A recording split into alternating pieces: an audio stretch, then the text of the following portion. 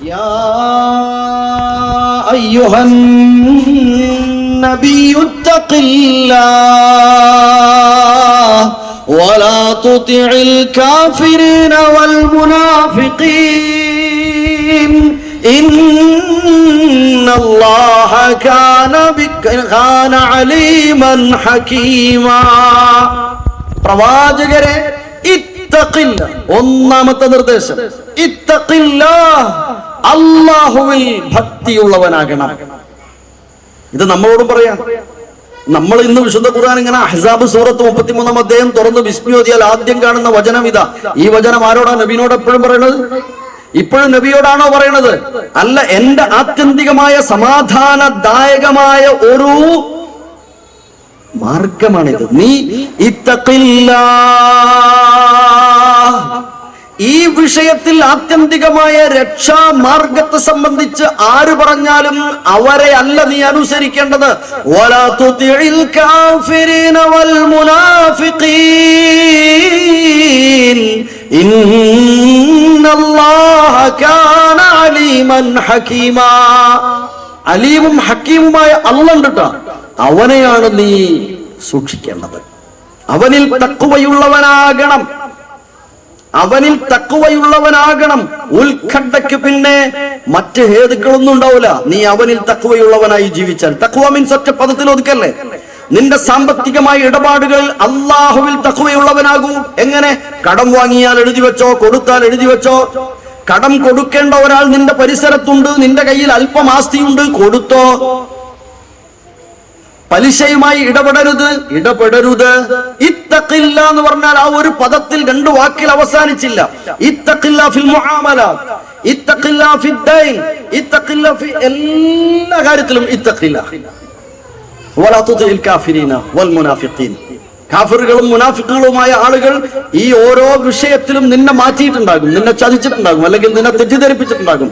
വലാ തുതി', അതൊന്നും നീ ഫോളോ ചെയ്യേണ്ട. നീ അനുഗമിക്കേണ്ടത് അല്ലാഹ് ഈ വിഷയത്തിൽ എന്തു പറഞ്ഞു എന്നതാണ്. ആണും പെണ്ണും തമ്മിലാണ് ഇണതുണ ജീവിതം നയിക്കേണ്ടത് എന്ന് എന്ന് അല്ലാഹ് പറഞ്ഞു. ഇത്തഖില്ല, നിന്റെ ദാമ്പത്യം ആണുമായോ പെണ്ണുമായോ അല്ല വേണ്ടത്. ഇത്തഖില്ല, നീ അവിടെയും അല്ലാഹനെ സൂക്ഷിക്ക്. നിനക്ക് ഒരുപാടുണ്ട്, അവൾക്കൊന്നുമില്ല. അവളുടെ ദൂഷ്യങ്ങളെ കാണുമ്പോഴേക്ക് അടിച്ചമർത്തണ്ട. നീ അവളോട് ആശിറുഹുന്ന ബിൽ മഅറൂഫ്. ഇത്തഖില്ല, അല്ലാഹുവിൽ തഖ്വ. അപ്പൊ നിനക്ക് യാതൊരു ഉത്കണ്ഠയും നേരിടേണ്ടി വരില്ല, നിനക്ക് യാതൊരു ഭയാശങ്കയും ഇല്ലാതെ ജീവിക്കാൻ കഴിയും. നമ്മൾ ഇത്തഖില്ല എന്ന ഒറ്റ വാക്ക അല്ലാഹനെ സൂക്ഷിക്കുക. അതേതോ ഒരു സാധനത്തിൽ മാത്രം എന്തൊക്കെ മേഖലകൾ ഉണ്ടായാലും ചോക്കൂ, അവിടെ എല്ലാം തഖ്വ പാലിക്കാൻ. എന്നിട്ട് രണ്ടാമത്തെ വചനത്തിൽ പറഞ്ഞത് എന്താണെന്നറിയോ? إليك من ربك إن الله كان بما تعملون خبيرا واتبع ما يوحى إليك من ربك. നിന്റെ റബ്ബിൽ നിന്ന് നിനക്ക് വഹ്യായി നൽകപ്പെട്ടതിനെ നീ അനുഗമിക്കണം. വിശുദ്ധ ഖുർആനിനെ അനുഗമിക്കൂ എന്ന് പ്രവാചകന്റെ സുന്നത്തും വിശുദ്ധ ഖുർആനും നമ്മെ സംബന്ധിച്ചിടത്തോളം അല്ലാഹുവിൽ നിന്നുള്ള വഹി തന്നെയാണ്. ആ വിശുദ്ധ ഖുർആനിനെയും തിരുസുന്നത്തിനെയും അനുഗമിക്കൂ എന്നാണ് ഈ വചനം എന്നോടും നിങ്ങളോടും, അല്ലെങ്കിൽ ആ അഹ്സാബ് സൂറത്തിലെ 2-ാം വചനം വായിക്കുന്ന വായനക്കാരനോട് ഓർമ്മപ്പെടുത്തുന്നത്. അല്ലാഹു നിങ്ങൾ പ്രവർത്തിക്കുന്നതൊക്കെ കാണുന്നുണ്ട് കേട്ടോ. ഖബീർ ബിമാ തഅമലൂന ഖബീറൻ. എന്നിട്ട് പറഞ്ഞ കാര്യം, ഏത് സന്ദർഭത്തിലും നിന്നെ കൊണ്ട് ചെയ്യാൻ കഴിയുന്നത് നീ ചെയ്തോ, നിനക്ക് കഴിയുന്നത്ര നീ സൂക്ഷ്മത പുലർത്തിക്കോ. വതവക്കൽ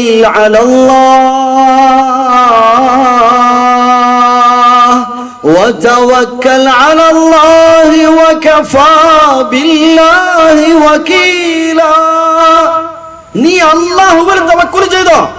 വകഫാ ബില്ലാഹി വകീലാ, വക്കീലായി അല്ലാഹ് മതി. വേറെ എവിടെയും കൊണ്ട സൃഷ്ടികളിൽ ആരുടെയെങ്കിലും അടുത്തുപോയി നീ തവക്കുൽ ചെയ്യണ്ട. മൺമറഞ്ഞു പോയവർ മഹാന്മാക്കളാകട്ടെ അല്ലാത്തവരാകട്ടെ തവക്കുൽ ചെയ്യണ്ട. അവർക്കും നിന്നെ പോലെ പോരായ്മകൾ ഉണ്ടായിരുന്നു.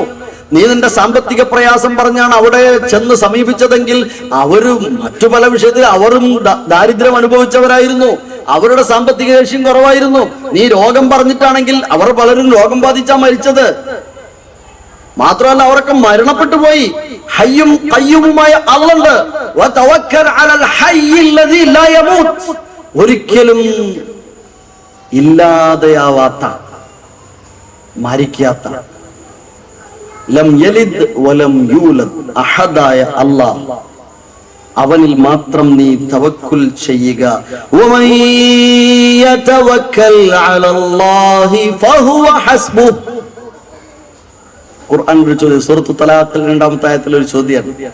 ആരാണോ അല്ലാഹുവിൽ തവക്കുൽ ചെയ്യുന്നത് അവനെ സംബന്ധിച്ചിടത്തോളം അവൻ തന്നെ മതിയല്ലോ.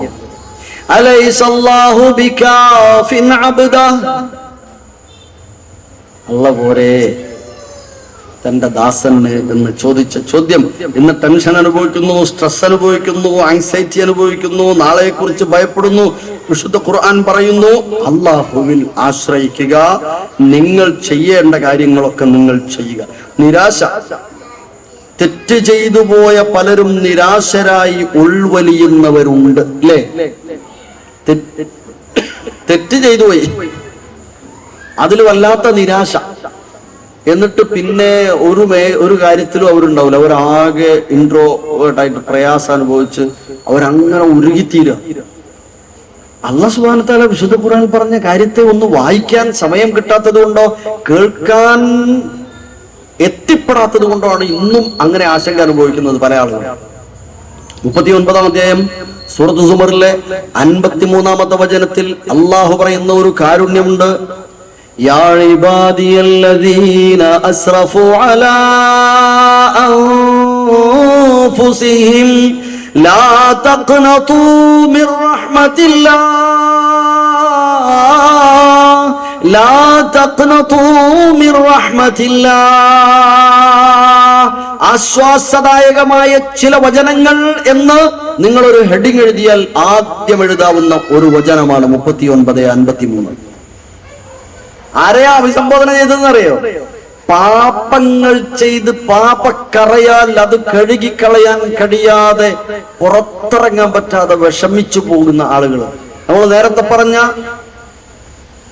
എന്ത് തിന്മയ്ക്ക് അടിമപ്പെട്ടു പോയവനായിരുന്നാലും ശരി, പോണോഗ്രാമിന് അടിമപ്പെട്ടവനായിരുന്നാലും ലഹരിക്ക് അടിമപ്പെട്ടവനായിരുന്നാലും ആരാധനകൾ നിർവഹിക്കാതെ അധർമ്മങ്ങൾ പ്രവർത്തിച്ച് നടന്നവനായിരുന്നാലും അന്യനെ അന്യായമായി രക്തം ചിന്താനും കൊല ചിന്താനും ഇറങ്ങി പുറപ്പെട്ടവനായിരുന്നാലും അന്യരുടേത് അപഹരിച്ചവനായിരുന്നാലും കച്ചവടത്തിൽ ഹലാൽ ഹറാം നോക്കാതെ പരമാവധി സമ്പാദിച്ചവനായിരുന്നാലും സമ്പാദിച്ച സ്വത്തിൽ സക്കാത്ത് ഇതുവരെ നൽകാത്തവനായിരുന്നാലും ആരായിരുന്നാലും കൂട്ടരെ, യാ ഇബാദിയല്ലദീന അസ്റഫു അലാ അൻഫുസിഹിം ലാ തഖ്നതു മിർ റഹ്മത്തില്ലാഹ്. അല്ലാഹുവിന്റെ കാരുണ്യത്തെ തൊട്ട് നിരാശ വേണ്ടാന്ന് നമ്മളോട് അല്ലാഹു പറയാ. എത്ര ആശ്വാസം നോക്കി നിങ്ങള്. സൂറത്ത് ആൽ ഇംറാനിൽ ഒരു ചോദ്യമുണ്ട്, 3-ാം അധ്യായം ആൽ ഇംറാനിൽ. വമൻ യഗ്ഫിറു ദുനൂബ ഇല്ലല്ലാഹ് ومن يغفر الذنوب إلا الله. അല്ലാഹു അല്ലാതെ ആരാ പാപം പൊറുത്തരിക? അങ്ങനെ ഒരു പടച്ചതമ്പുരാനെ പരിചയപ്പെട്ടാൽ ജീവിതത്തില് നിരാശ ഉണ്ടാവില്ല. തഖ്വ വേണം, ഇത്തിബാ വേണം, തവക്കുൽ വേണം. എണ്ണി പറഞ്ഞു വെച്ചോ, തഖ്വ, ഇത്തിബാ, തവക്കുൽ. ഈ ഒന്നാമത്തെ തഖ്വ അല്ലാതെ തവക്കുലിൽ കാര്യം ഉണ്ടാവും ഇല്ല. നമ്മൾ ചെയ്യേണ്ടത് നമ്മൾ ചെയ്യേണ്ട രീതിയിൽ ചെയ്യണം, തവക്കുൽ ചെയ്യണം. അങ്ങനെയാകുമ്പോ നമുക്ക് രക്ഷപ്പെടാൻ കഴിയും എന്ന് പറയാ. ഈ ആയത്തൊക്കെ എത്രയോ ജീവിതങ്ങളെ വീണ്ടും പ്രത്യാശയിലേക്ക് നയിച്ച വചനങ്ങളാണ് ഇങ്ങനെയുള്ള ആയത്തുകളൊക്കെ. അല്ലാഹു സുബ്ഹാനഹു വ തആല നമ്മെ അനുഗ്രഹിക്കട്ടെ.